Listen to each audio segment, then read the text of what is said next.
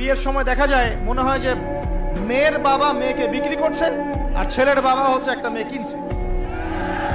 মেয়ে বিক্রি করার সময় মোহর দিচ্ছে 10 লাখ 15-20 লাখ, কেন মেয়েটাকে বিক্রি করা হচ্ছে। আর ছেলে যে যৌতুক নিবে এবারে নিচ্ছে 10 লাখ 20 লাখ যৌতুক নিচ্ছে এখান থেকে।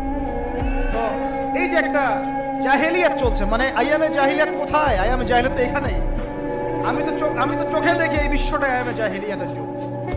কে বলেছে যে আবু জাহেলের যুগটাই আইয়ামে জাহিলিয়াত ছিল? আইয়ামে জাহিলিয়াতের শিরক ছিল, এখনকার বিশ্বে রন্ধ্রে রন্ধ্রে শিরক আছে। আইয়ামে জাহিলিয়াতের মধ্যে সুদ ছিল, সুদ, এখন সারা বিশ্বে রন্ধ্রে রন্ধ্রে সুদ।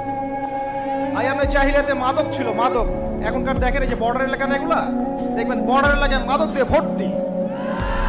শুধু এখানকার সমস্যা না, এটা এখানকার সমস্যা না, যে কোনো জায়গার বর্ডারে এই সমস্যা। মাদক দ্রব্য খাচ্ছে মুসলিমরাই, সে জানে না একবার মাদক দ্রব্য সেবন করলে 40 দিন নামাজ কবুল হয় না।